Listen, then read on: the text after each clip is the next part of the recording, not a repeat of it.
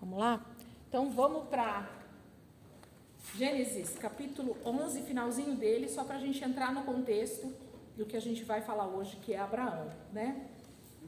11, versículo 27. 11, 27. Nós vamos começar no 11 só para dar o contexto e a gente já seguir. Mais alguém quer a folhinha? Para ficar mais fácil? Quer a Paulinha também? Presta uma irmã, só para a Paulinha aí acompanhando. Quer não? Você imprime outra pra mim? Tá fácil lá. Uhum. Eu imprimi lá na Pronto, loja. já foi. Deu? 11, 27. Deixa aí sempre essa folhinha com vocês, de verdade. Tragam sempre. Deixa ela meio que dentro da Bíblia mesmo, num lugar bem fácil. Até quem não se importar, sabe essas folhas que tem assim na Bíblia, no início da Bíblia, ou no final? Sabe caderno de escola que a gente fazia trabalho e colocava a folha colada? Cola, porque vai te servir em leituras bíblicas, para entender alguns textos, sabe assim, vai ser um auxílio para você. Aí você já pode encostar, eu acho que agora vai ficar só mais um dia.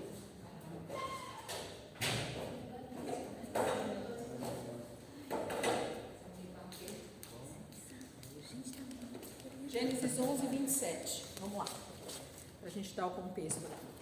Gênesis 11, 27. Nós vamos começar agora. Fique em paz, minha irmã. Estamos juntos.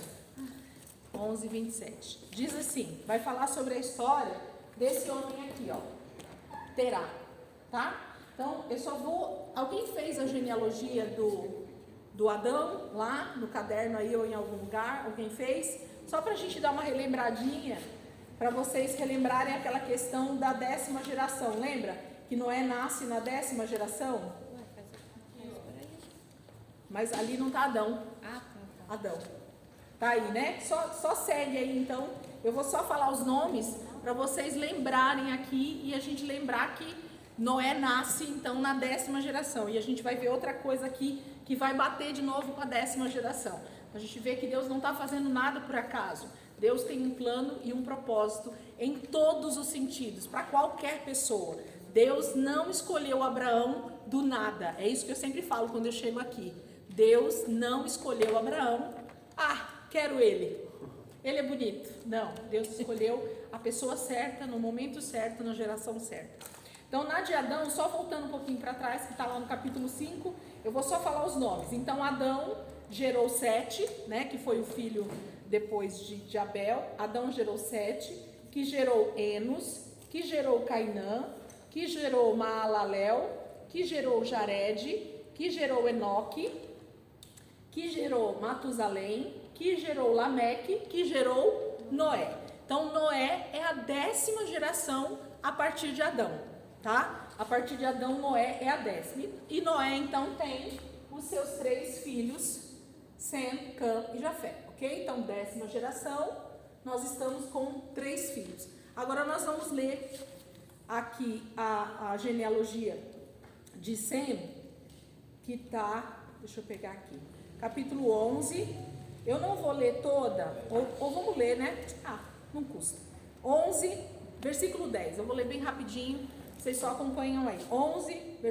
Capítulo 11, versículo 10, e aí depois a gente lê junto aqui a sequência. Este é o registro da descendência de Sem. Então, quem é Sem? O primogênito de Noé, ok? Então, Sem, eu só queria ler para o pessoal ver que está aqui. Eu falo que tem hora que parece que não está na Bíblia, não é? Quando a gente fala algumas coisas. Então, eu vou ler rapidinho e a gente vai identificando aqui depois. 2 anos depois do dilúvio, aos 100 anos de idade, Sem gerou Arfaxade. Então, 2 anos depois do dilúvio, Sem já estava com 100 anos de idade, ele gera esse primeiro filho aqui, que é o Arfaxade, tá? E depois de ter gerado Arfaxade, Sem viveu 500 anos e gerou outros filhos e filhas. Aos 35 anos, Arfaxade gerou Salá. Então, apareceu o segundo aqui na geração. Depois que gerou Salá, Arfaxade viveu 403 anos e gerou outros filhos e filhas. Aos 30 anos, Salá gerou Éber. Olha o Éber aqui, ó. Depois que gerou Éber, Salá viveu 403 anos e gerou outros filhos e filhas. Aos 34 anos, Éber gerou Peleg. Olha o Peleg aqui, ó. Depois que gerou Peleg, Éber viveu 430 anos e gerou outros filhos e filhas. Aos 30 anos, Peleg gerou Reu. Então, Peleg gerou Reu. Depois que gerou Reu, Peleg viveu 209 anos e gerou outros filhos e filhas. Aos 32 anos, Reu gerou Serug. Depois que gerou Serug, Reu viveu 207 anos e gerou outros filhos e filhas. Aos 30 anos, Serug gerou Naor. Então, Serug gerou Naor. Depois que gerou Naor, Serug viveu 200 anos e gerou outros filhos e filhas. Aos 29 anos, Naor gerou Terá. Então, Naor gerou Terá. Ou Tera, né? Não sei, algumas têm acento, outras não. Depois que gerou Terá, Naor viveu 119 anos e gerou outros filhos e filhas. Aos 70 anos, Terá havia gerado Abrão, Naor e Arã. Percebem que, ó, Naor gerou Terá. E Terá, então, depois que ele já tinha 70 anos de idade, então não era jovem, ele gera 3 filhos, que é Abrão, sem o A aí, né? Naor, que nem tá aqui, ele nem entra, e Arã, que é o outro filho, tá? Por que ele não entrou aqui? Porque o Naor vai morrer, tá? Então, ele vai meio que desaparecer aqui da genealogia. Acho que a pessoa não colocou, não colocou. A cópia que eu peguei não colocou o Naor. Então, ele vai falar sobre os primogênitos aqui nessa genealogia, por isso que ele não aparece. Então, tá aparecendo a linha genealógica dos primogênitos, ok? Então, Terá, o pai de Abrão, tem os 3 filhos. Abraão, apareceu Naor por causa da história de Ló aqui, mas o principal são os primogênitos. Na verdade é o contrário, né? O quê? Arã morre. Sim, eu falei, mas é por causa da primogenitura. Só não sei. É o Arã que morre mesmo, exatamente. Mas ali aparece por causa do Ló, tá? Então, aqui mostra as genealogias a partir de Noé, mais precisamente de Sem, que é a história que Deus vai começar a contar no Antigo Testamento. Então a gente vai perceber que o foco, o centro da atenção de Deus vai estar no primogênito de Noé, automaticamente na sua linhagem, e os outros eram para receber a bênção, nós já vimos isso, mas eles literalmente se rebelam e decidem não receber, e a gente vai ver a consequência disso tudo no decorrer da história. Mas agora a gente vai precisar focar aqui, do roxinho. Então é o roxinho que vai focar. Então vamos contar de novo as gerações aqui, para a gente poder ver isso. Então, Noé, primeira geração, certo? Depois do dilúvio. Noé, primeira, segunda, terceira, quarta, quinta, sexta, sétima, oitava, nona, 10ª. Será que tem alguma coisa de coincidência nisso? Não, tá? Para Deus não existe coincidência em nada. Então Deus, de Adão até Noé, 10 gerações. De Noé até Terá, 10 gerações. E aí nasce, na 10ª geração, o homem que daria então o início para uma nova geração. Não é isso? O dilúvio acontece, todos morrem. A partir de quem Deus começa uma nova geração? De Noé. Aqui a mesma coisa, passam-se 10 gerações, Deus então fala com Terá, para que ele saia da sua terra. Nós vamos ver isso, que era ele que era para começar essa jornada, porque dele, de Terá, viriam os filhos que trariam, Noé, Sem, Terá, Abraão. Ok? É do filho que vai vir a descendência que Deus quer. Então, a mesma cronologia que Deus estava fazendo desde Adão, Deus começa a mostrar essa mesma cronologia a partir de Noé, da mesma forma. Eles acham, por que a 10ª? Não tenho resposta, mas eu tenho a resposta aqui na 10ª. Então, isso já me ativa algo de que Deus estava escolhendo alguém de propósito numa geração específica. Isso é o que a gente precisa entender. Então, Abraão não é escolhido por acaso. Não tem eu quero essa geração, é nessa que eu quero. achei ele bonito. Entende o que eu quero dizer? Não é um por acaso que acontece. Deus está contando épocas, estações, pessoas, períodos. É isso que Deus está fazendo. E tem um propósito. Se em algum momento Deus nos revelar, nos trouxer esse entendimento, a gente traz para vocês, ou se alguém entender por quê, traga para nós, entende? Mas eu não tenho o porquê da 10ª, mas eu sei que é na 10ª geração, porque bate exatamente a mesma coisa. De Adão a Noé são 10, e depois de Noé até Terá são mais 10. E aí nasce Abraão, que é onde Deus começa a chamar essa nação que ele abençoa e que ele diz que vai ser uma nação santa e separada. Aonde que era para ser uma nação santa e separada, gente? Aqui. Percebe? Que na verdade a bênção já estava aqui. Mas quem que não quis a bênção? Eles. Percebem? Continuam no pecado, e o homem vai desobedecendo e a coisa vai rolando. Só que em algum momento Deus fala, opa, de novo eu preciso intervir. Eu preciso entrar na história de novo. Porque Deus precisa intervir para trazer a redenção. O foco de Deus está onde, gente? Na restauração de todas as coisas desde a queda. Percebe que não passou muito tempo na Bíblia, nos capítulos? Mas e de tempos, de épocas? Quanto tempo já passou aqui? Aproximadamente 2000 anos. Percebe como Deus está de maneira, eu uso essa palavra porque é isso que eu entendo, frenética. Deus está de maneira frenética buscando um plano de salvação para a sua humanidade. Deus quer trazer novamente o homem, a sua criação perfeita e maravilhosa, para perto dele. E ele vai criar situações, vez após vez, para fazer o quê? Para trazer o homem para perto dele. Deus podia ter largado mão? Podia, não podia? Lógico que podia, né? Criei, não quiseram, não querem, deixa eles viverem a vontade deles. Mas não é assim que Deus faz, por causa do grande amor dele mesmo. Ok? Os planos de Deus não podem ser frustrados. Esse versículo o pessoal gosta, não gosta de usar? Os planos de Deus não podem ser frustrados. Jó vai falar isso, né? Os teus planos jamais serão frustrados. Mas aí quando as pessoas usam esse versículo, elas usam em que contexto? De que aquilo que Deus planejou para a minha vida não vai ser frustrado. O diabo não vai frustrar os planos de Deus. Deus quer me abençoar. Deus quer me dar vitória. Deus quer me dar meu carro zero. Entende? Tem a ver com isso, gente? Não. É um plano de relacionamento. Deus criou o homem com toda a perfeição para se relacionar com ele. E Deus não vai permitir que o nosso adversário, que o adversário dele, ganhe essa guerra. Ele vai colocar todos os seus planos para serem executados, porque não serão frustrados. Deus vai restaurar toda a humanidade. Ele vai viver novamente um Éden com o ser humano. Ok? Esse relacionamento do início vai acontecer. Então, isso é uma certeza. Então, os planos de quem não vão ser frustrados? Do Senhor, do nosso Deus. Ok? Esses planos terrenos nossos, eles são extremamente falíveis, né? Eles podem falir, agora o do nosso Deus jamais. Amém? Então, perceberam aí a 10ª geração? Viram comigo? Não estou falando loucura não, né? Então, eu vou falando e a gente vai vendo junto. Vamos ver então agora de Terá, que está no versículo 27. Vamos ver aí.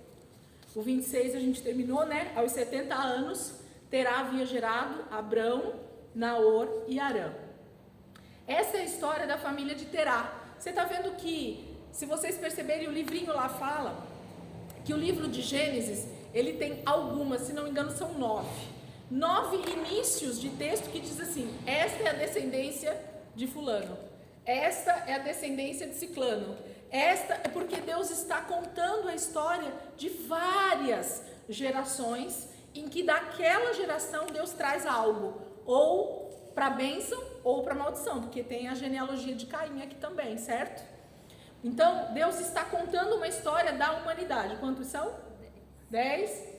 Então, são 10 inícios, né? Esta é a família de, esta é a descendência de. Deus é maravilhoso, está aí no livrinho de vocês, acho que na última página, né? É uma curiosidade. É uma curiosidade, está no tema curiosidades. Então, ele começa no 27 assim, essa é a história da família de Terá. Então, aqui começa uma nova era. Assim como começou através de Sem, agora começa através de Terá, ou de Tera, né? Não sei como que é a pronúncia certa. Terá gerou Abrão, Naor e Harã. E Harã gerou Ló. Então, por que entrou aqui? Só para a gente entender essa historinha aí, ó. Terá gerou Harã, que gerou, ó, a setinha aqui, ó, Ló. Tá? Então, Ló era filho de Harã, que era filho de Terá, que era pai de Abraão também. Então, Abraão e Harã são irmãos e Ló é sobrinho de Abraão. Ok? Estão vendo a família aqui facinho. 28. Harã morreu, tá? Então, Harã morre. Se a gente pudesse fazer um xizinho aí nele. Harã morreu em Ur dos Caldeus, sua terra natal, quando ainda vivia Terá, seu pai.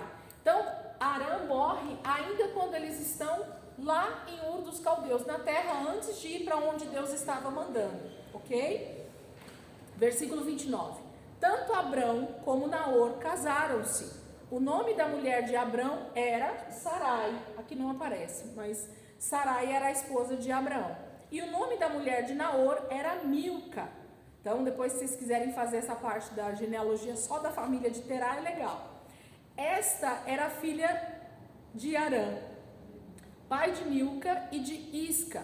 Ora, Sarai era estéril e não tinha filhos. Eu vou só ler de novo, porque como eu cortei, até a pronúncia ficou um pouquinho estranha. 29 de novo, ó.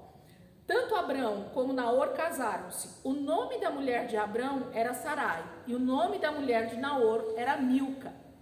Esta era filha de Harã, pai de Milca e de Isca, ok? Então, na verdade, ele está falando que Harã, ele tem... Eu fiz uma vez isso. Você fez? Fiz, ele está falando sobre a questão de Harã ser o pai também, ou o marido de Milca e de Isca. Então, ele faz um jogo aqui de palavras. Tem alguma tradução aí que está um pouquinho diferente, para a gente ver se dá para entender melhor? Até hoje, eu não consegui entender muito bem se o Harã, ele é pai de uma mulher chamada Milca também, se ele põe na filha o nome de Milca e Isca, ou se ele casa com essas duas mulheres, ou se, sabe assim, se ele tem irmãs que também têm o mesmo nome, porque a gente vai ver muito isso na Bíblia. Vocês percebem? Esse Harã é o mesmo? É o mesmo. O de Ló? É o pai de Ló, isso. É o pai de Ló. Ele é casado com Milca, ele tem uma esposa chamada Milca. Só que em seguida, o texto fala que, quer ver, ó, esta quem? Milca, né? Ó, Milca, esta Era filha de Harã. era filha de Harã. Então, na verdade, assim, o que está falando? Que Milca era filha, né? Aqui no caso, ele tem uma filha e põe o nome de Milca, o nome da mulher, da esposa, ou tem uma outra Milca na história. Mas eu acredito que ele era pai das duas meninas, além de Ló. Tá falando de duas mulheres, né, que aparecem aqui, porque esses nomes vão aparecer um pouquinho mais para frente. Então o texto deixa um pouquinho de dúvida, mas a gente pode acreditar que tem alguma coisa a ver. Ou é filha dele, ou ele casa com essa outra mulher, Isca também, tá? Então, ou uma coisa ou outra. O texto não dá muita clareza. E eu não entro muito nesses detalhes, porque não é nas mulheres que a gente precisa prestar atenção, e sim nos homens, ok? Esse é o principal, não é machismo não, tá, gente? É porque a Bíblia vai focar na genealogia, tá? Ó, 30. Ora, Sarai era estéril e não tinha filhos. Então, a esposa de Abraão Abrão, né? Era estéril. Fixa aqui para nós. 31. Terá tomou seu filho Abrão, seu neto Ló, filho de Harã, e sua nora Sarai, mulher de seu filho Abrão, e juntos partiram de Ur dos Caldeus para Canaã. Grifa, circula, faz qualquer coisa com este versículo. Então, quem sai de Ur dos Caldeus, Ur dos Caldeus. Aqui na minha fala Ur, na Babilônia. Isso, porque na verdade Ur dos Caldeus está lá, naquele território que hoje a gente chama de Babilônia, tá? Ele está lá naquela região, ok? Se a gente for olhar para o mapa nesse aspecto, só um adendo, aproveitando isso que o Reginaldo falou, e que talvez eu não entraria nesse assunto. Olha aqui para vocês verem uma coisa. Aonde é Babilônia? É a famosa Torre de Babel, que se torna depois nome Babilônia, tá bom? E Ur dos Caldeus, a cidade onde Terá, o pai de Abraão, mora, onde ele vivia, onde ele estava, era lá, em Babel. que é a cidade onde eles constroem lá a Torre de Babel.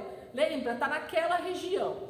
Então, vocês concordam comigo? Vamos puxar a genealogia? Ó, aonde que Terá estava morando? E na região de quem? Na região dos seus parentes, ok? Dos seus tios, primos, né? Mas que não tinha a ver exatamente só com a turma de Sem, ok? Então, vocês concordam que a mistura podia estar acontecendo nesse momento da história? Podia. Eles talvez eram parentes, porque sabiam que eram parentes, ok? Conviviam da mesma forma, só que parte ou uma família ou algumas famílias da genealogia de Sem, que é a família que Deus vai chamar, ela estava onde, gente? Misturada com a família de Cã.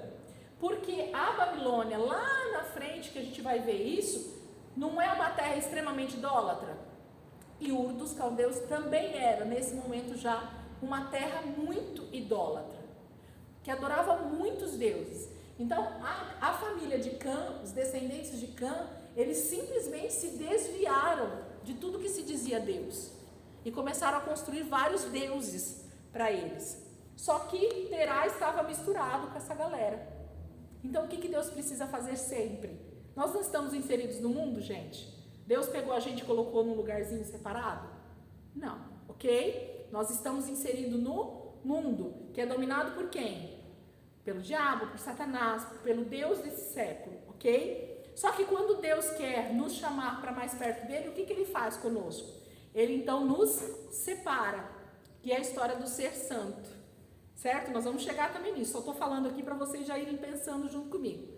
Quando Deus quer ter algo particular conosco, quer ter algo especial conosco, Deus sempre vai falar conosco, vai nos chamar para mais perto dele e então vai nos separar para isso.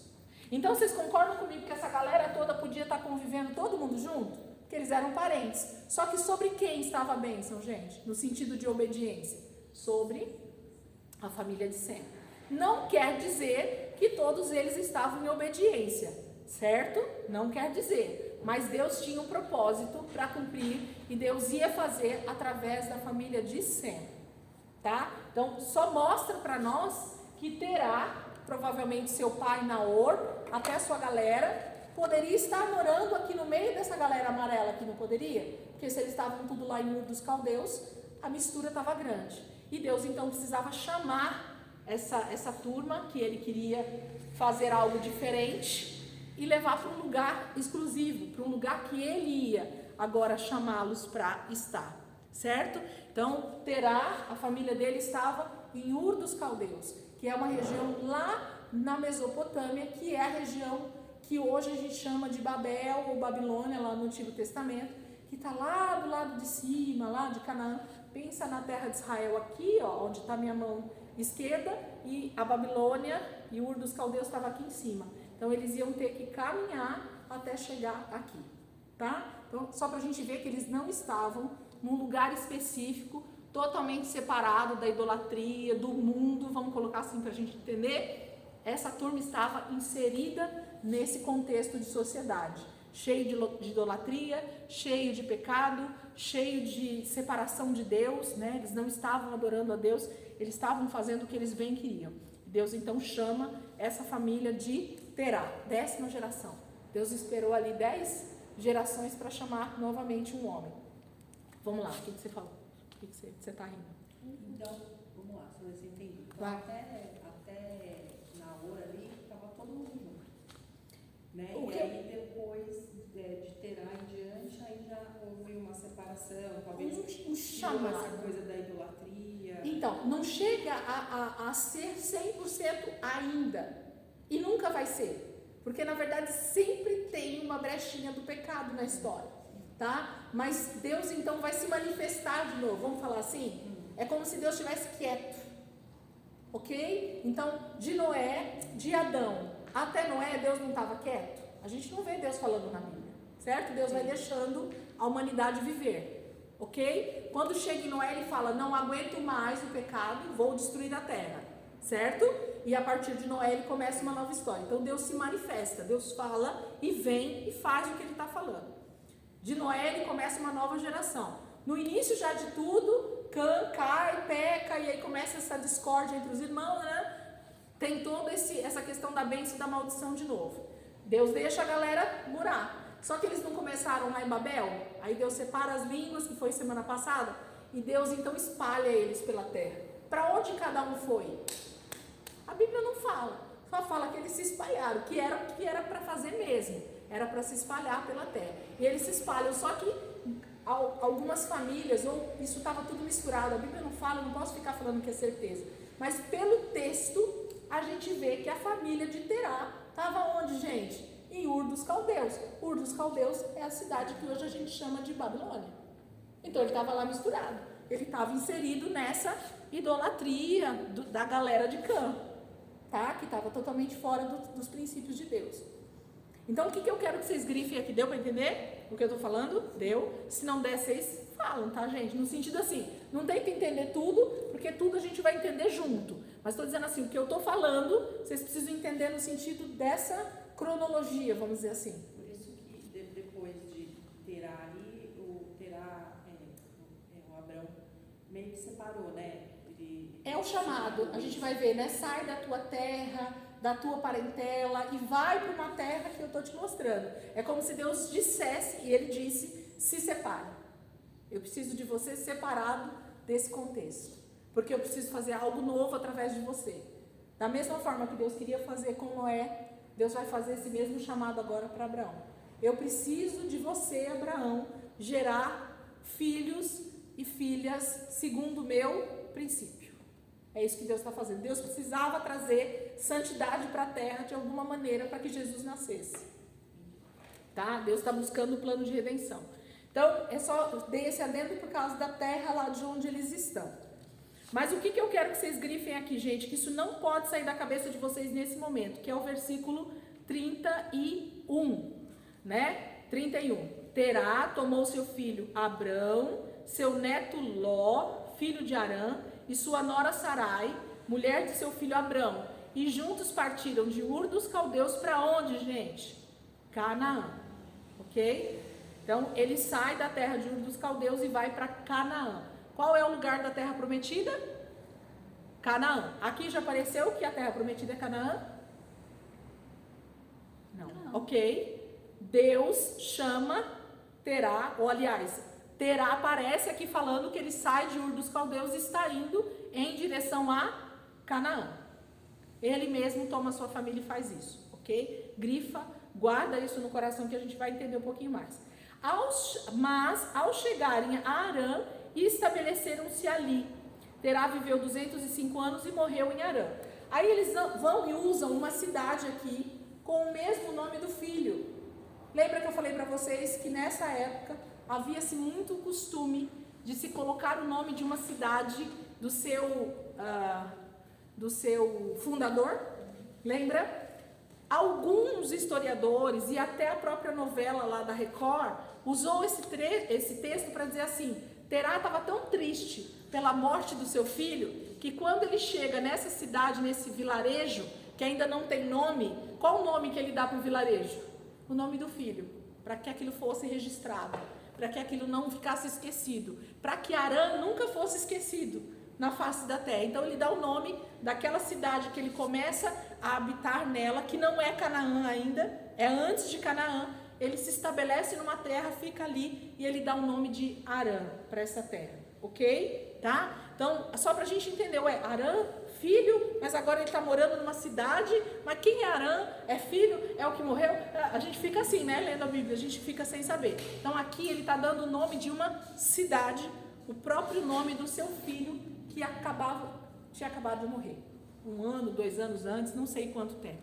Mas ele dá o nome dessa cidade. Só que ele fica ali. Mas para onde Terá estava indo? Canaã. Mas ele para onde? Em Arã, uma cidade chamada Arã. Ele fica lá. E ali mesmo ele morre. Então ele não foi para o destino dele. Se foi Deus ou se não foi Deus que impulsionou Terá, a Bíblia não fala se foi o Senhor quem impulsionou ele. Mas diz que ele estava a caminho de Canaã. Nós acreditamos que tenha sido um impulso do próprio Senhor, sim, para Terá. 10ª geração, Deus já estava começando alguma coisa. Será que Deus falou com Terá? Falou, ó, pega a sua família e vai para uma terra que eu vou te mostrar. Não fala, mas fala que ele estava indo. Mas ele não chega em Canaã, ele morre antes numa cidade chamada Arã. E aí acaba, ele morre. E aí a gente já entra no capítulo 12, gente, com uma grande chamada de Deus para Abrão. Então percebe, parece que acaba uma história, e para muitos teólogos é isso que acontece aqui, tá, gente? Ó, acaba, tem um desfecho de uma história na Bíblia, do capítulo 1 ao capítulo 11 de Gênesis, é como se fosse um término de um ciclo, ok? Fecha-se um ciclo, e agora Deus vai começar um outro ciclo de história, porque agora a gente vai ver um outro contexto, parece que de uma outra história, só fala dessa história agora, a gente não vai ver mais falar de mais ninguém, e Abraão aparece, e é ele, é Isaac, é Jacó, é as 12 tribos, e é isso, entende? Então Deus estabelece agora um marco, né? Uma chamada diferente, e aí justamente entra em Abrão, sem o ai no meio ainda. Capítulo 12, versículo 1 diz assim: então o Senhor disse a Abrão: saia da tua terra, do meio dos seus parentes e da casa de seu pai, e vá para a terra que eu lhe mostrarei. Deus fala qual é a terra? Não, ok? Mas o pai de Abraão estava indo para onde? Canaã. Então será que Deus tinha falado alguma coisa com Terá? Não sei. A palavra cita, né? Quem está escrevendo para nós, quem é mesmo, gente? Moisés. Lembra? Quem está escrevendo isso aqui para nós é Moisés, 2000 e tantos anos para frente disso aqui, ok? Tá? Então Moisés está escrevendo. Moisés deixa claro que Terá estava indo para Canaã, mas quando Deus fala com Abraão, não fala para onde ele deveria ir, só manda ele sair e seguir, andar, ok? Então para um parece que houve uma direção, para o outro nem tanto, só vai, tá? Versículo 2: farei de você um grande povo e o abençoarei, tornarei famoso o seu nome e você será uma bênção. Para aqui, vamos voltar? Volta uma página na sua Bíblia, capítulo 11, versículo 4. 11, versículo 4. Torre de Babel. Vamos só voltar um pouquinho para vocês verem uma coisa aqui. Capítulo 11, versículo 4. Depois disseram: vamos construir uma cidade com uma torre que alcance os céus. Assim o nosso nome será famoso. Deus não permitiu que Babel permanecesse, porque o que eles queriam era construir tijolos, e era o nome deles que ia ser famoso, porque eles iam fazer. Eles. Ó, eu fiz, eu posso, eu faço. É o eu, né? Que está ali na história. Mas agora Deus está falando com Abraão, parece que de forma irritante, né? Agora quem está falando que vai fazer famoso sou eu. Eles queriam ser famosos, mas agora quem vai fazer o teu nome famoso, Abrão, sou eu. Porque quando Deus faz, ele faz realmente por um propósito, certo? Só estou dando um adendo porque não é engraçado? Eles queriam ser famosos, Deus falou: não, vocês não vão ser famosos, porque não tem propósito nisso, não tem a minha bênção nisso. Vocês estão querendo o eu, né? Vocês serem donos de si mesmos, fazerem do jeito de vocês. Mas agora Deus começa a falar com Abraão e ele fala justamente que o nome dele seria famoso. Abraão seria lembrado de tempos, fora de tempo e de tempo. Hoje nós estamos já há quase 7.000 anos disso, ou 6.000 anos em média, e nós estamos falando de quem ainda, gente? De Abraão. O cara tá famoso ou não tá? Tá, não tá? Michael Jackson morreu há algum tempo, a gente já meio que esqueceu do nome dele, né? John Lennon morreu, tem gente que nem sabe quem é, né? Entendeu? Então como é que é? Sabe como é que... A Daiane falou que não sabia quem era John Lennon, gente, por isso que a gente está brincando aqui. Entende? O nome famoso, como ele se perde, mas Deus falou que faria o Abraão famoso, e ele é ou não é famoso? É. Ok? Se tem uma coisa que é falado, gente, desde esse momento na face da terra, do chamado de Abraão, é o nome Abraão. As 3 maiores religiões do mundo só falam de Abraão. Nosso pai, Abraão. Ele é o cara, ok? Porque quem fez o nome dele famoso? Deus. Porque tem um propósito nisso, sempre tem. Então Deus diz assim, de novo, versículo 2: farei de você um grande povo e o abençoarei, tornarei famoso o seu nome e você será uma bênção. Abençoarei os que te abençoarem e amaldiçoarei os que o amaldiçoarem. E por meio de você, todos os povos da terra serão abençoados. Vamos destrinchar. Gente, se tem um chamado, se tem uma palavra profética na Bíblia, para mim, é capítulo 12. Porque assim, Deus está falando praticamente tudo que vai acontecer daqui para frente, com toda a humanidade. Ele fala para Abraão algo que vai acontecer não só com Abraão, não só com a família dele, mas Deus está falando para Abraão, para a descendência dele, para as nações fora da nação de Israel e para todos os povos, para todo mundo. Deus, ele faz de forma macro uma profecia micro. Deus está falando com um homem para que ele seja uma bênção, mas a partir dele, Deus libera uma palavra de bênção para toda a terra.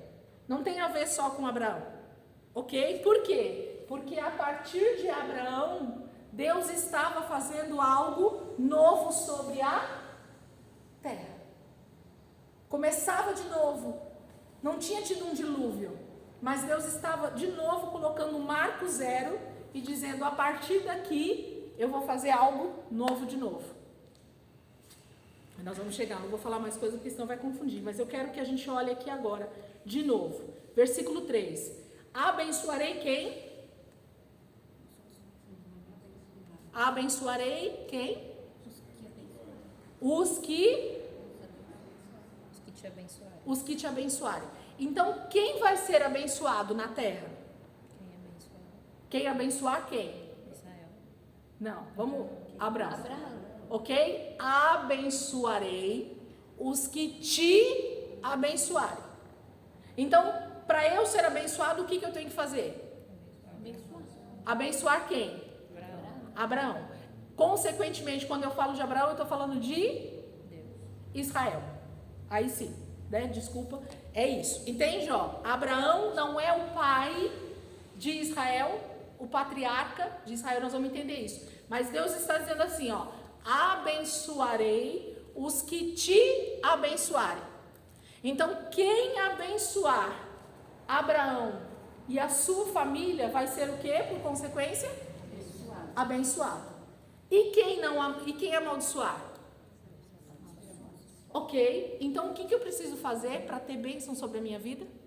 Abençoar. Quem? Israel. Ok? Vamos já pôr Israel aqui no bolo, mas se a gente voltar para o texto, quem que eu tenho que abençoar, gente? Abraão. E como que a gente abençoa uma pessoa, gente? Fala em várias coisas que a gente pode fazer para abençoar uma pessoa. Dando dinheiro, Desejando bem. desejando coisa boa para essa pessoa, o que mais? Se a pessoa precisar de um teto para dormir, o que você tem que fazer? Dá um teto para ela dormir. Se ela estiver precisando de um prato de comida, o que você tem que fazer? Dá um prato de comida. Se ela estiver precisando de roupa, né? Você dá roupa. Se ela estiver precisando de um abraço, você dá um abraço. Se ela estiver debaixo de guerra, o que você faz com essa pessoa? Se ela estiver com inimigos querendo lutar contra ela, o que você faz? Luta com ela. Hã? Se esconde? Não.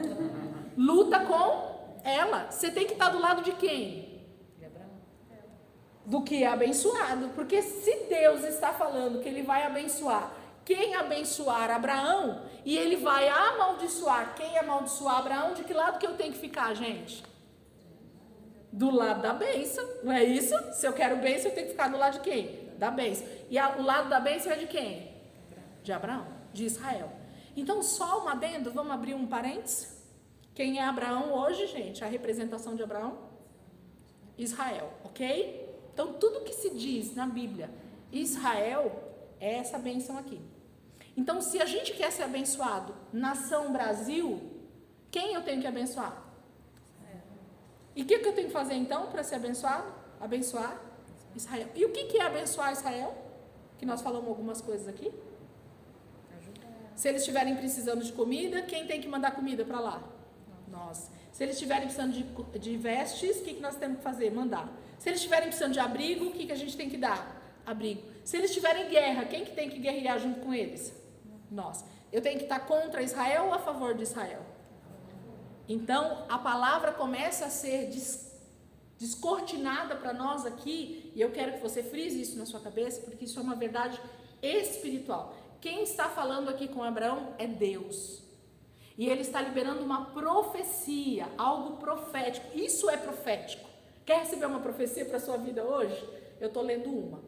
E ela é poderosa. Então, Deus está dizendo para Abraão: os que te abençoarem, eu vou abençoar.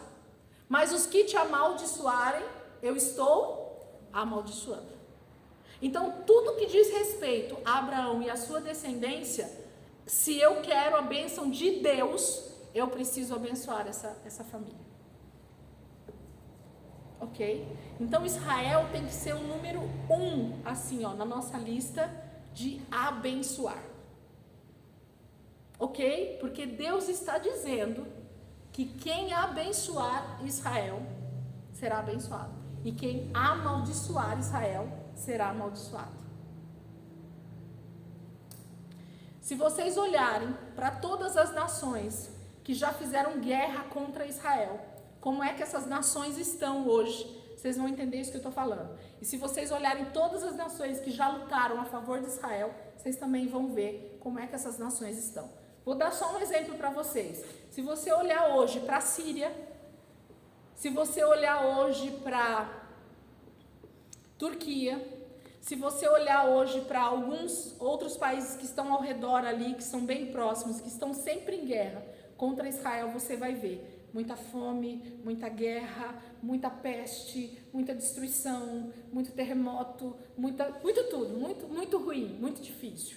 E se você olhar nações que literalmente decidiram abençoar Israel, lutando do lado dela, estando perto dela, você vai ver uma bênção diferenciada para essas nações. Exemplo disso, Estados Unidos. Exemplo disso, Brasil. Né? Então, assim, as nações que se aliam a Israel estão debaixo dessa palavra. E as nações que vão contra, elas estão exatamente inseridas nessa palavra. E a gente vai ver muitas nações no Velho Testamento que justamente são contra, que estão amaldiçoando Abraão. E o que acontece com essas nações, então? Elas são amaldiçoadas. A gente já começa a entender um pouquinho das guerras que vão começar a acontecer, que é contra Israel, e por que essas nações então se dão mal. Entende? Tem uma profecia que vale para ontem, para hoje, até Jesus voltar. E eu falo que até eternamente, porque a palavra de Deus não muda, né? Então, ele abençoou Abraão, ele abençoou Israel e pôs um ponto final. Ninguém muda, ok? Tá? E aí ele diz mais, que aqueles que abençoarem Abraão, então, também são abençoados. Estão inseridos nessa bênção que Deus liberou. E vice-versa. Entenderam o que eu quis dizer aqui? Vamos seguir. Aí ele termina o versículo dizendo assim, ó, e por meio de você, por meio de quem, gente? Abraão. Todos os povos da terra serão abençoados. Então, por meio, quando eu falo por meio, eu estou falando através daquela pessoa, não é isso? Então, não estou falando só da questão de abençoar ou amaldiçoar, mas Deus também diz que através, por meio de Abraão, todas as nações da terra serão abençoadas. Ele está falando de algumas nações? Ele está falando de todas. Então, o que está inserido nessa promessa aqui, gente? Salvação. Através de quem vai vir Jesus? Através de Abraão. Então, através de você, da sua descendência, da sua linhagem, eu vou abençoar todas as nações da terra. Por quê? Porque a partir de Abraão, disso que Deus estava fazendo e começando a fazer, Deus estava começando a desenhar uma genealogia que viria o nosso Salvador. Então é por meio de quem, gente? Através de quem que Jesus nasceu? Nós vamos ver essa genealogia acontecendo. Por isso que eu queria que vocês sempre fizessem genealogia, até a gente chegar lá, vocês vão entender o quão perfeito isso é, o quanto isso é maravilhoso, o quanto o que Deus está falando aqui em Gênesis 12 culmina no nascimento de Jesus, porque é dessa linhagem aqui, de Abraão, Isaac, Jacó, dos primogênitos, é que vai nascer Jesus. Maravilhoso isso ou não? E aí, quem está escutando isso aqui, gente, o que Deus está falando para Abraão? Quem está escutando também? Bom, Hã? bom. Não. Algo mais espiritual. Quem está escutando essa palavra que Deus está liberando para Abraão? Deus chega para Abraão e começa a falar com ele aqui, ó. Abraão, sai da tua terra, da tua parentela, vai para uma terra que eu estou te mostrando. Aqueles que te abençoarem, eu vou abençoar. Aqueles que te amaldiçoarem, eu vou te amaldiçoar também. Através de você, por meio de você, serão benditas todas as nações da terra. Ponto final. Quem está ouvindo? Então, contra quem que agora o diabo vai lutar? Contra Abraão e toda a sua descendência. Percebem de novo? Por que a inimizade acontece sempre com o primogênito, gente? Porque o negócio está no primogênito. Lembra a história dos irmãos? Por que a história é irmandade, né? Por que todos que são irmãos, eles entram em conflito? Porque na verdade tem um intermediário, que é o inimigo de Deus, primeiramente, e que aí se torna nosso inimigo, mas que ele se faz de amiguinho. Não, vem cá aqui, você é meu parceiro. O diabo vai falar, né? Eu vou dar o que você quiser, o que você precisar. Mas ó, o foco é ali, ó, vamos derrubar aquele ali. Entende? O foco do diabo nunca mudou, gente. Nunca mudou. A estratégia dele nunca mudou. Sempre foi destruir aquilo que Deus estava construindo, desde os primórdios. Sempre foi destruir o ser humano que Deus criou à imagem e semelhança dele. Ok? E a partir então da queda, como Deus liberou a palavra lá, lembra? Através da mulher, né? Do descendente dela, ele vai esmagar a sua cabeça. Volta sempre naquele versículo e leia quantas vezes você precisar. Você precisa lembrar disso sempre. Então, Satanás vai começar a olhar para quem, gente? Para a mulher, que é de onde vai nascer esse filho, que vai esmagar a sua cabeça, mas também na genealogia, nos primogênitos, porque Satanás sabe que Deus tem algo específico com os primogênitos. Porque Jesus é o primogênito, ok? Aí, nós vamos chegar lá, não vou falar ainda. Entende como é que é a questão? O negócio está com os primogênitos. Então, quem Satanás vai começar a tentar destruir? Os primogênitos. Através de quem? Através de quem ele conseguir. Satanás sempre vai usar alguém para destruir alguém. Ele, sozinho, ele não tem capacidade para fazer isso. Satanás sempre vai usar seres humanos, gente, para destruir outros seres humanos. Ele tem força espiritual para fazer isso? Sozinho, sem a intervenção do ser humano? Tem, mas é mais difícil. Quem aqui consegue obedecer um espírito que aparece na sua frente e fala assim: Reginaldo, olhe para aquela mulher agora e peque contra a sua esposa? É fácil isso, gente, para um espírito fazer isso? Será que a gente vai obedecer?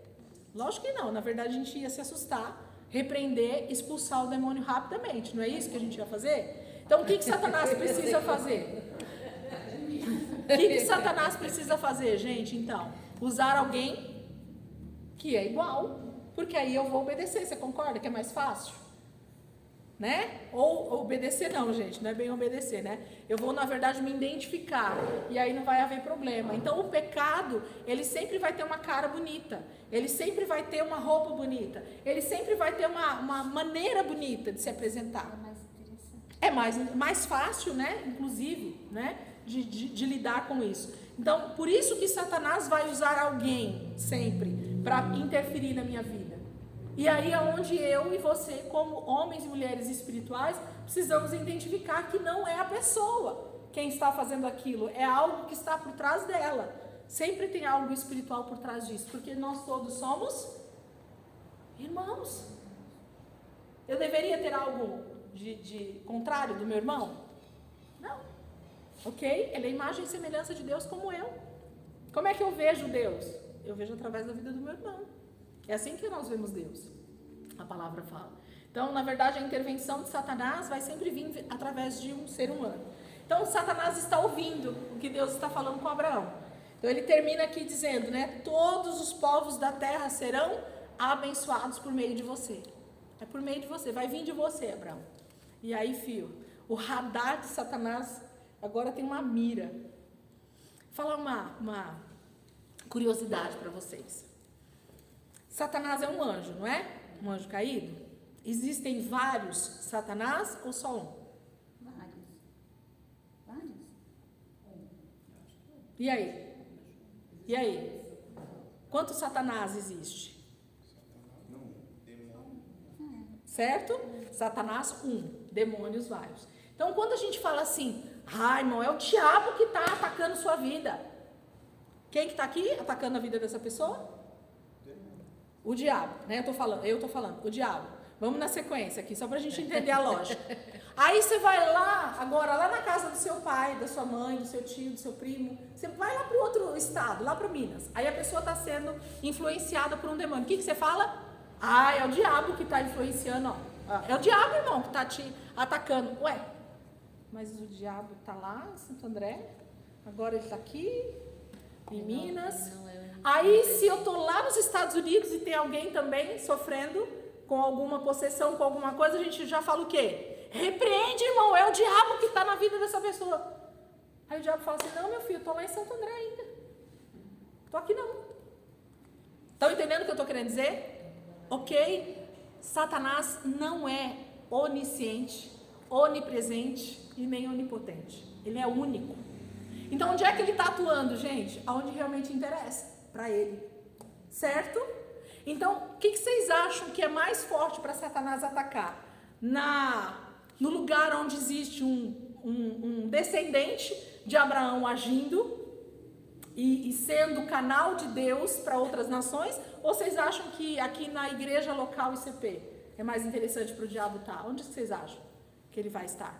A descendência de Abraão. Onde tem alguém proeminente. Concordam comigo? Então, essa história, isso é uma dica para nós. Satanás não está em todos os lugares. Eu estou falando no sentido esse específico. Agora, demônios, quantos foram que caíram junto com ele? 1/3 dos anjos. Okay? São muitos. Então, quem está atuando na maioria dos lugares? Esses demônios. Ok? Então, o alvo de Satanás é quase que um específico, gente. Satanás tem um alvo. Pode falar. Que tem um que comanda os outros e ele cuida do que é mais importante para ele. Os outros fazem o que quiser. Se Satanás tivesse que atormentar o presidente ou o faxineiro, qual vocês acham que ele prefere atormentar? Presidente. Até por uma questão hierárquica, concordam? Que anjos também têm isso e demônios também têm isso. A Bíblia não fala de principados e potestades? Isso significa hierarquias de demônios, tá? Gente, no outro momento a gente estuda um pouco disso. Mas é isso, ok? Entre os demônios também existe hierarquia. Então, Satanás não está em todos os lugares. Ele não é Deus.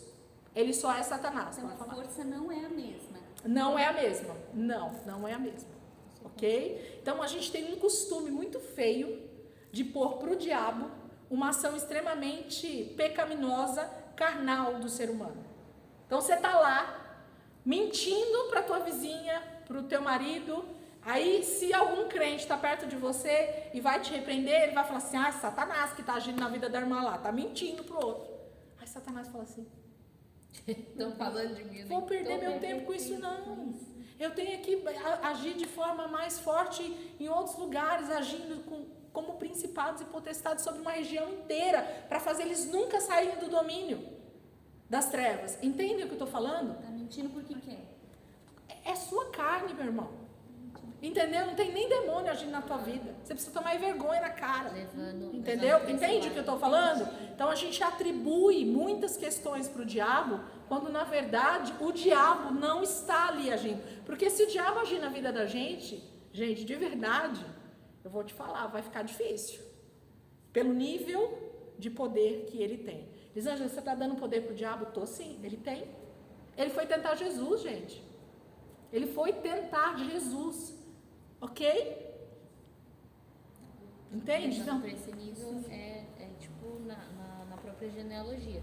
Ele está atrás somente ali dos israelitas. É quase isso que eu estou querendo dizer. E o povo, é Satanás que está usando o povo ali para atacar lá? São não, demônios. é só Demônios. o pecado do povo de não obedecer a Deus e que vai contra. Também, Simples. tá? Então o que ela está querendo dizer assim, às vezes nem sempre é demônios agindo aqui na vida dos É o próprio que povo. estão querendo pecar. É É o carne próprio mesmo. É o pecado agindo na nossa vida, né? Por causa da queda, né? Da falta do Espírito, lembra? Não tem Deus falando conosco, então a gente peca, naturalmente. Então, às vezes, nem tem ação de demônios na vida de uma pessoa. É só carne mesmo. É só pecado mesmo que ela não quer abandonar. Ok? Então, Satanás só foi um adendo aqui que eu dei para vocês, para a gente pensar um pouco sobre isso.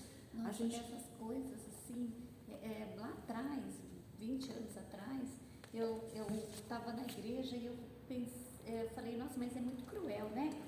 Joga o ser humano na terra e põe os capeta atrás para correr atrás da gente. A minha pastora não conseguiu me explicar e eu falei, é muito cruel. Falei, como que eu vou me defender disso?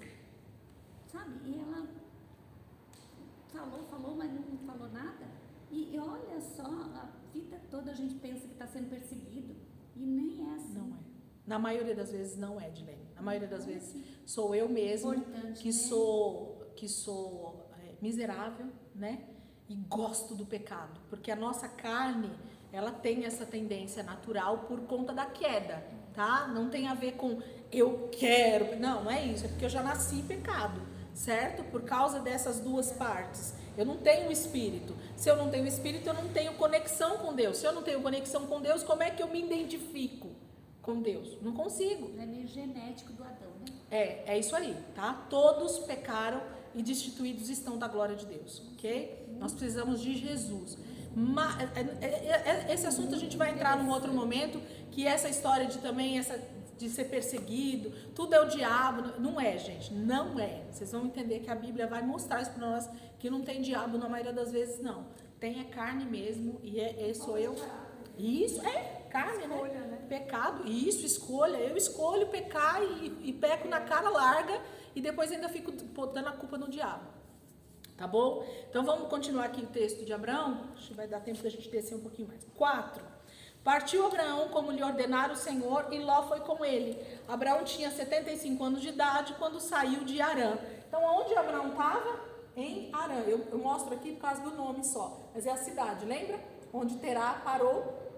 E era ali que Abraão estava também, quando Deus fala com ele, era ali. E ele então pega a sua esposa e tudo que ele tinha, inclusive Ló, e sai para essa terra que Deus vai mostrar para ele, tá? Não tem um destino, Deus não fala, mas Deus fala para ele caminhar.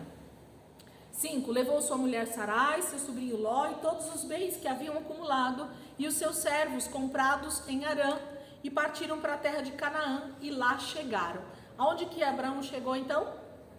Canaã, ok? Então Abraão chegou em Canaã. Moisés está dizendo para nós que Abraão chega em Canaã, tá? Isso aqui é muito importante também. Abraão atravessou a terra até o lugar do carvalho de Moré, em Siquém. Naquela época os cananeus habitavam essa terra. Quem são os cananeus, gente? Então? As filhas de Canaã. Né? Então, se a gente puder circular, né? No sentido da gente identificar, então, os cananeus, os descendentes de Canaã, é que habitavam a terra de Canaã. Por quê? Porque eles que tinham fundado aquele lugar, por isso que eles deram o nome do patriarca deles. Então, Canaã chama Canaã por causa de quem, gente? Do filho de Cã. Ok? Tá? É isso, né? Parece que é tão simples. Aí você fala assim, nossa, li a Bíblia a vida toda falando Canaã, Canaã, Canaã, e achei que era um nome que Deus tinha dado para uma terra, que ele tinha criado aquele nome. Não. Os fundadores, filhos de Cã, Canaã, essa galera toda aqui, é que habitava nessa terra. Canaã era por direito deles. Não, nós vamos ver que não. Nós vamos chegar lá. Não, eles habitaram ali. Mas não quer dizer que tem posse. Deus está dizendo que tem um proprietário. E, na verdade... Fundador, né? Tem um fundador. Na verdade, tem a ver com o início de todas as coisas. Por isso que Deus escolhe essa terra. Não está escrito, vamos teologar aqui junto. A gente pode dizer que Canaã, aquele território, era o lugar do Éden? Podemos? Entende? A região, não estou dizendo que é o Éden, mas pode ser a região. Por que Deus escolhe aquela, entende o que eu estou querendo Justo dizer? ainda- Não está escrito, Justo. não está. Justo o que Noé amaldiçoou. Hã? E justo o que Noé amaldiçoou. Entende como parece que não está escrito, mas quando a gente começa a pensar, as coisas vêm na cabeça e você fala, tem sentido. E por que Canaã, esse povo aqui, quer essa terra? Entende? É do meu avô, é nossa e acabou, nós não vamos sair. Entende? Tem mais uma coisa que a gente já pode colocar aqui e deixar para a gente ficar pensando. Quando Deus vai pedir para descendência, né, para as 12 tribos, para a galera lá possuir a terra, o que Deus está falando é sobre uma questão espiritual. Nós não podemos esquecer disso, ok? A tomada de Canaã tem a ver com tomada de território, tem a ver com eu tomar posse de algo que já é meu. E por isso eu falo do Éden, um lugar que Deus preparou para que o seu povo estivesse. Era seu povo? Era, ok? Mas quem decidiu ser inimigo de Deus? De Deus. Eles. Então quem tem que sair do lugar que é de Deus? Eles. Entende? Ó, é sempre assim, gente. Fazer teologia. Isso. Mas se você é inimigo, se você não quer ter comunhão comigo, não quer ser obediente a mim, nós vamos ver uma passagem, gente, lá no meio. Eu não me lembro agora, a gente nem está na leitura ainda. Mas lá no meio, Isaías, Jeremias, lá no meio nós vamos ler, vocês vão perceber isso. Deus fala assim: se vocês não querem me obedecer, simplesmente saiam da minha terra. Deus fala desse jeito: saiam da minha terra. Aonde eles estão, o povo, as 12 tribos? Em Canaã. Igual ele fez. Igual ele Entende? fez com Adão e Eva. Sai do É paraíso. assim, gente, você não quer viver comigo? Você não quer me obedecer? Deus está dizendo, não tem problema, sai da minha terra. Porque essa terra é santa, minha. Eu escolhi esse lugar para habitar. Por quê? Não me importa saber. Deus disse que aquela terra é dele. Entende? A gente vai saber quando as coisas forem... Entende como é que é as coisas, Rose? Não fica mais fácil para a gente entender algumas coisas dessa forma? Pelo menos para mim fica. Muito mais fácil. Então, na verdade, não tem a ver com pessoas. Tem a ver com inimigos. De quem, gente? De Deus. Se é inimigo de Deus, saia. Essa terra não te pertence. Você pagou alguma coisa por ela? Não, então vaza. E é Ok? E é o povo que eles vão derrotando. Né? E aí tem a ver com o paralelo espiritual. Essa é a parte que eu mais gosto. Quando a gente lê a Bíblia, eu não posso ler só o texto. Ainda que a primeira análise, quando se lê a Bíblia, é o texto. É o que está escrito, certo? O texto, a história. É isso que eu tenho que ler. Só que depois que eu termino de ler o texto, eu preciso dizer para o Espírito Santo assim: Espírito Santo, e o que isso quer dizer para mim? Porque Deus está contando uma história sobre Ele e não sobre nós. Deus está sempre pondo paralelos espirituais para a gente entender o que Ele está querendo comunicar conosco, certo? Tá? Então, aqui nós estamos falando de inimigos de Deus. Quem são os inimigos de Deus? Esquece as pessoas. Quem são os primeiros inimigos de Deus? Canaã. Quem são os primeiros inimigos de Deus? Eu. Quem se rebelou primeiro contra Deus? Eu. Não. A Eva e o Adão. Não. Não os anjos. Satanás e seus anjos. Ok? Porque senão tudo não estava perfeito desde o início.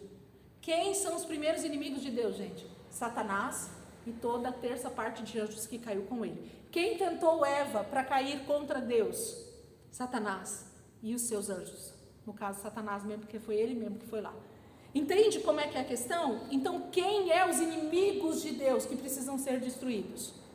Satanás e seus anjos. Só que quem eles usam? Pessoas. E quem são as pessoas que querem ser inimigos de Deus? Ok? Quem quiser.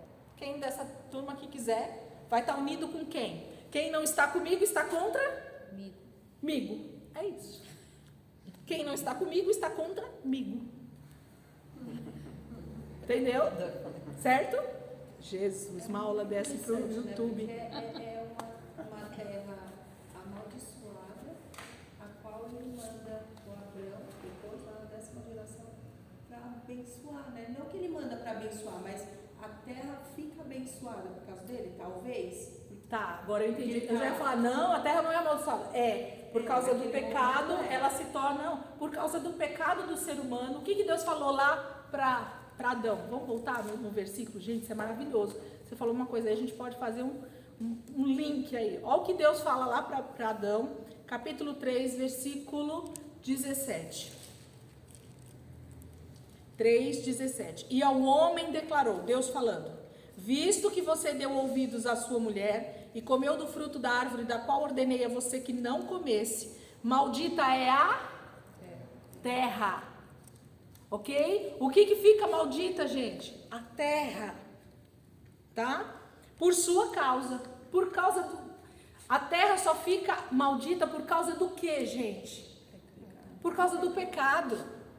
Entende? A terra, ela fica amaldiçoada por causa do pecado. Então, na verdade, por eles pecarem, o que está amaldiçoada? A terra. E Deus precisa redimir, então, a terra através de quem? De quem é redimido. De quem é santo, de quem é separado. Então, quando aonde você colocar a planta dos seus pés, esse lugar é abençoado. Então tem a ver com a minha obediência. Então eu começo a caminhar num lugar, num território mesmo. Aquele lugar começa a ser abençoado. Não tem problema. Mas, Rosângela, por isso, eu acho que vocês não devem estar. Por isso que eu falei, eu achei estranho você falar que aí não era abençoada essa terra. Aí aqui fala, aí que ele chega num lugar santo. Ele só virou santo porque ele chegou? De que texto que você está falando, para você explicar isso que você está falando para mim? Só para eu entender o que Qual você é o versículo? O que você está querendo dizer? Vamos lá. Não, do 12:6. 12:6. Vamos pegar, gente. Vai lá para o 12:6. O meu fala assim, ó. Abraão atravessou o país até que chegou em Siquém, né? Tá. Siquém. Um lugar santo. Então a terra não era amaldiçoada. No seu texto fala isso? O meu não fala. Então, por isso que eu estou meio perdida. Pode falar. Capítulo mais, alguém tem essa versão, gente? 12:6. Fala de novo para nós, Rose. Abraão atravessou o país até que chegou a Siquém, Uhum. um lugar santo onde ficava a árvore sagrada de Moré. E aí eu tô Uau, meio a perdida do aqui. Reginaldo é essa. Diferente. A NTLH. Eu tô meio perdida. Se é amaldiçoado, se Na não é. verdade, assim, olha o que essas traduções estão dizendo para nós, que isso é bom. Isso é bom até para entender. O que está querendo dizer? Que tem uma árvore, ok? Nesse lugar. E o que tinha lá no Éden, gente? Uma árvore, ok? Então, estou só fazendo comparações, tá, gente? Para a gente tentar entender por que o texto está dizendo isso. Por que Deus escolheu Canaã? Vocês estão vendo, ó? Tem uma terra que é um lugar... Então, assim, Siquém fala de um lugar específico mesmo. E aí completa falando que ali o Senhor apareceu para Abraão. E aonde que o Senhor aparecia para Adão? Pode ser também. Vocês estão vendo como as coisas elas vão se linkando e a gente então vai compreendendo algumas coisas? Então ali era santo. Eu acho que talvez uma totalidade. Isso, na verdade está falando de um território como se fosse o Éden. Vamos tentar entender dessa forma. É como se o Éden tivesse sido então corrompido, ok? Mas não foi, tá? O Éden mesmo em si, isso é uma conversa escatológica num outro momento, mas Deus está dizendo que Ele quer santificar um lugar novamente. Por que Deus quer santificar um lugar novamente, gente? A gente vai ver que Deus vai falar lá em Êxodo que Ele está separando essa terra, Canaã, porque Ele quer habitar no meio deles. Olha que tremendo isso. Deus quer habitar no meio deles. O que quer dizer habitação, gente? Morar. Deus quer ficar. Deus quer estar. Ele quer sair do céu, vamos falar assim para a gente entender. E Ele quer ficar onde, gente? Lá em Canaã. Ele não quer ficar em outro lugar da terra, Ele quer ficar ali. Só que para Deus estar ali, o que o lugar precisa ser? Santo. Para Deus habitar dentro de mim e de você, o que eu preciso ser? Santo. Entende? E nós somos comparados com terra também, tá? No outro momento a gente entra nisso, porque vão ter textos que vai falar sobre isso. Entende, irmã? É isso aí. Então o lugar se tornou maldito por causa do pecado, mas Deus agora traz de novo santificação para aquele lugar. Talvez como Deus já sabia qual era o caminho dele, foi abençoando as cidades até ele chegar, sei lá, né? Não tem surpresa para Deus, né, Cíntia? Não tem. Deus está direcionando Abraão. Ele está direcionando. Ele fala, vai para uma terra que eu vou te mostrar. Então, conforme Abraão estava andando, Deus estava direcionando. Quando eles saem do Egito para ir para a terra prometida com Moisés, o que leva eles para aquele lugar, gente? Uma nuvem e uma coluna de fogo, não é isso que fala? Nós vamos chegar lá, vocês não se preocupem, mas olha como os textos, eles vão se remostrando, sabe? Mostrando de novo as mesmas coisas. Quem está levando o seu povo para um lugar que ele tem preparado é Deus. Nós não sabemos para onde nós estamos indo, sabemos? Nós sabemos que tem uma terra que mana leite e mel para nós também, que é a Canaã celestial, aquela história toda, ok? Não dá para entrar nesse assunto agora, gente, porque aí vai muito longe. Mas vocês fiquem tranquilos que a gente está na mesma direção que eles, né, Renan? Você vê, eu já começo a viajar, gente, porque nós também estamos peregrinando nessa terra. Eu pensei exatamente isso. Falei, como é que vai morar lá? Né? Sair do Brasil e né? Não, mas nós não vamos morar lá, nós vamos morar aqui, mas assim, tem tanta coisa no meio do caminho. Mas isso é muito bom, é o que eu mais gosto, dentro da palavra, ver isso que a senhora viu, entende? Então quer dizer que o lugar não era, mas agora com Abraão pisando ali, ele se torna santo. Mas Abraão precisava ser santo, porque se Abraão fosse santo, se ele fosse obediente, então ele traria bênção sobre a terra. E se ele fosse pecador, ele traria de novo maldição. Então, a grande questão é essa. O que nós estamos fazendo na terra? Abençoando ou amaldiçoando, gente?